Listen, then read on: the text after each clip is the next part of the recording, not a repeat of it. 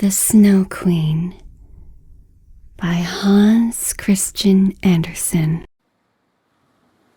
The second story, A Little Boy and a Little Girl. In a large town full of houses and people, there's not room for everybody to have even a little garden. Therefore, they are obliged to be satisfied with a few flowers in flower pots. In one of these large towns lived two poor children who had a garden something larger and better than a few flower pots. They were not brother and sister, but they loved each other almost as much as if they had been. Their parents lived opposite to each other in two garrets, where the roofs of neighboring houses projected out towards each other, and the water pipe ran between them. In each house was a little window, so that anyone could step across the gutter from one window to the other. The parents of these children had each a large wooden box in which they cultivated kitchen herbs for their own use, and a little rose bush in each box, which grew splendidly. Now, after a while, the parents decided to place these two boxes across the water pipe, so that they reached from one window to the other and looked like two banks of flowers. Sweet peas drooped over the boxes, and the rose bushes shot forth long branches, which were trained round the windows and clustered together almost like a triumphal arch of leaves and flowers. The boxes were very high, and the children knew they must not climb upon them without permission, but they were often, however, allowed to step out together and sit upon their little stools under the rose bushes, or play quietly. In winter, all this pleasure came to an end, for the windows were sometimes quite frozen over. But then they would warm copper pennies on the stove and hold the warm pennies against the frozen pane. There would be very soon a little round hole through which they could peep, and the soft, bright eyes of the little boy and girl would beam through the hole at each window as they looked at each other. Their names were Kay and Gerda. In summer, they could be together with one jump from the window, but in winter, they had to go up and down the long staircase and out through the snow before they could meet. "See, there are the white bees swarming," said Kay's old grandmother one day when it was snowing. "Have they a queen bee?" asked the little boy, for he knew that the real bees had a queen. "To be sure they have," said the grandmother. "She is flying there where the swarm is thickest. She is the largest of them all, and never remains on the earth, but flies up to the dark clouds. Often at midnight she flies through the streets of the town and looks in at the windows. Then the ice freezes on the panes into wonderful shapes that look like flowers and castles." "Yes, I have seen them," said both the children, and they knew it must be true. "Can the Snow Queen come in here?" asked the little girl. "Only let her come," said the boy. "I'll set her on the stove, and then she'll melt." Then the grandmother smoothed his hair and told him some more tales. One evening, when little Kay was at home, half undressed, he climbed on a chair by the window and peeped out through the little hole. A few flakes of snow were falling, and one of them, rather larger than the rest, alighted on the edge of one of the flower boxes. The snowflake grew larger and larger, till at last it became the figure of a woman, dressed in garments of white gauze, which looked like millions of starry snowflakes linked together. She was fair and beautiful, but made of ice, shining and glittering ice. Still, she was alive, and her eyes sparkled like bright stars, but there was neither peace nor rest in their glance. She nodded towards the window and waved her hand. The little boy was frightened and sprang from the chair. At the same moment, it seemed as if a large bird flew by the window. On the following day, there was a clear frost, and very soon came the spring. The sun shone, the young green leaves burst forth. The swallows built their nests, windows were opened, and the children sat once more in the garden on the roof, high above all the other rooms. How beautiful the roses blossomed this year. The little girl had learned a hymn in which roses were spoken of, and then she thought of their own roses, and she sang the hymn to the little boy, and he sang too. Roses bloom and cease to be, but we shall the Christ child see. Then the little ones held each other by the hand and kissed the roses and looked at the bright sunshine and spoke to it as if the Christ child were there. Those were splendid summer days. How beautiful and fresh it was out among the rose bushes, which seemed as if they would never leave off blooming.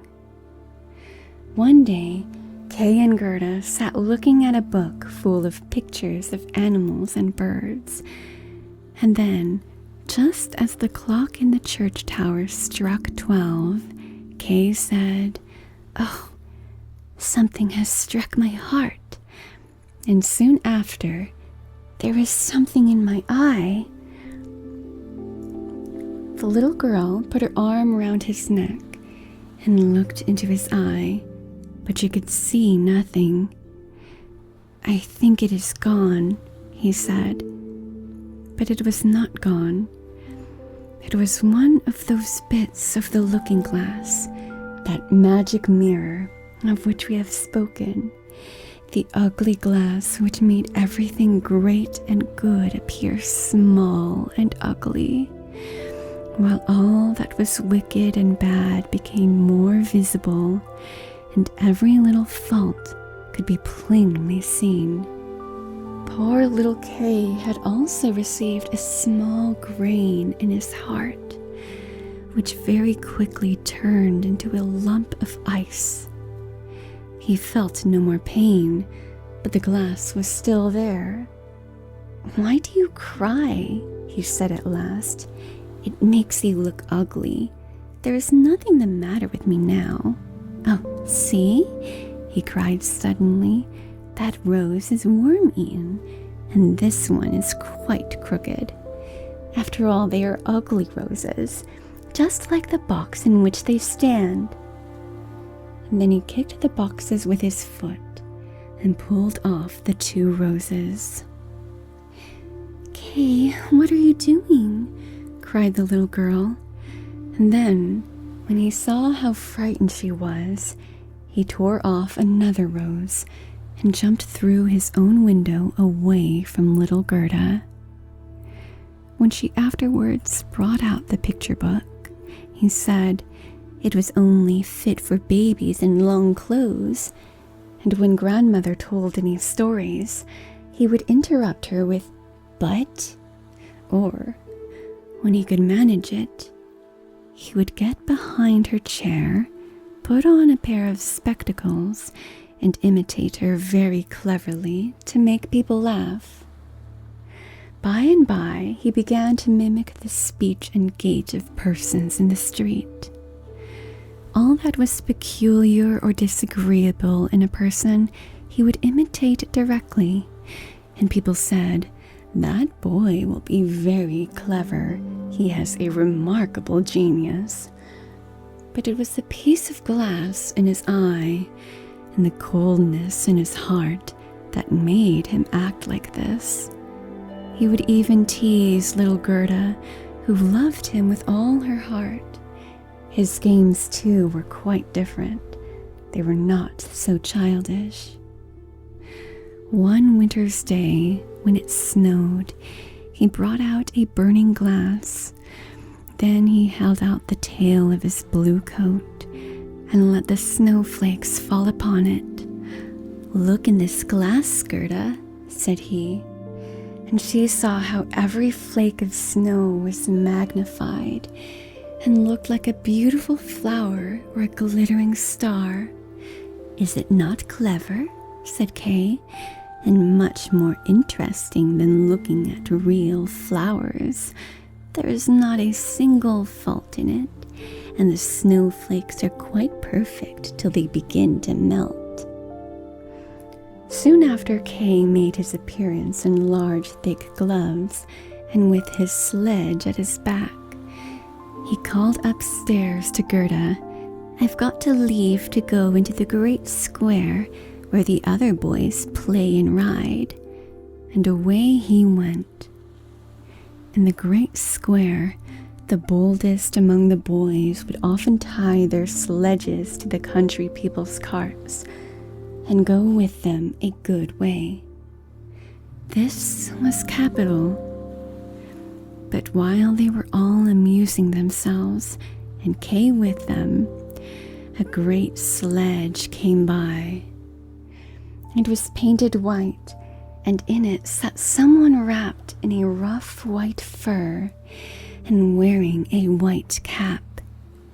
The sledge drove twice around the square, and Kay fastened his own little sledge to it, so that when it went away, he followed with it.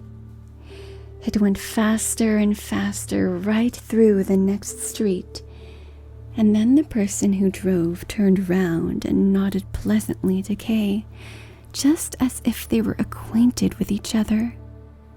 But whenever Kay wished to loosen his little sledge, the driver nodded again. So Kay sat still, and they drove out through the town gate.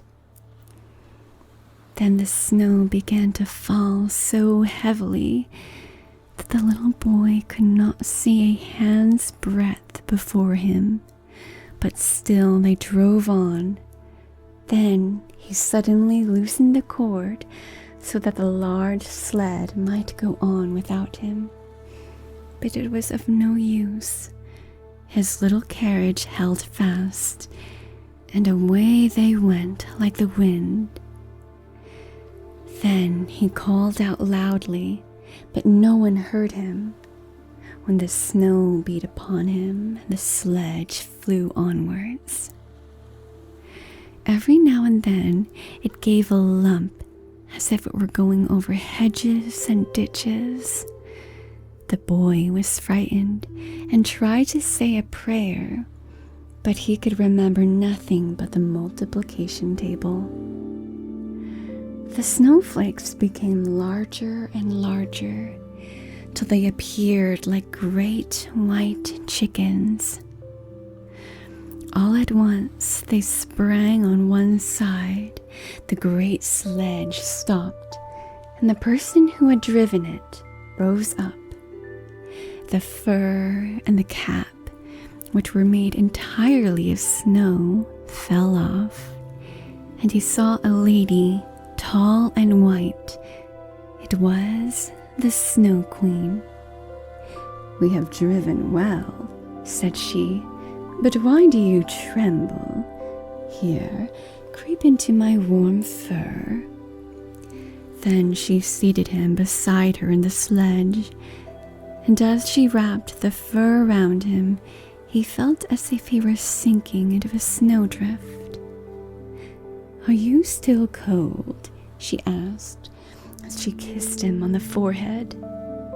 The kiss was colder than ice. It went quite through to his heart, which was already almost a lump of ice. He felt as if he were going to die, but only for a moment. He soon seemed quite well again, and did not notice the cold around him. "My sledge! Don't forget my sledge," was his first thought, and then he looked and saw that it was bound fast to one of the white chickens, which flew behind him with the sledge at its back. The Snow Queen kissed little Kay again, and by this time he had forgotten little Gerda, his grandmother, and all at home. "Now you must have no more kisses," she said, "or I should kiss you to death." Kay looked at her and saw that she was so beautiful he could not imagine a more lovely and intelligent face. She did not now seem to be made of ice, as when he had seen her through his window, and she had nodded to him. In his eyes, she was perfect, and she did not feel at all afraid. He told her he could do mental arithmetic as far as fractions, and that he knew the number of square miles and the number of inhabitants in the country. And she always smiled so that he thought he did not know enough yet. And she looked round the vast expanse as she flew higher and higher with him upon a black cloud, while the storm blew and howled as if it were singing old songs. They flew over woods and lakes, over sea and land. Below them roared the wild wind, the wolves howled, and the snow crackled. Over them flew the black, screaming crows, and above all shone the moon, clear and bright. And so Kay passed through the long winter's night, and by day he slept at the feet of the Snow Queen.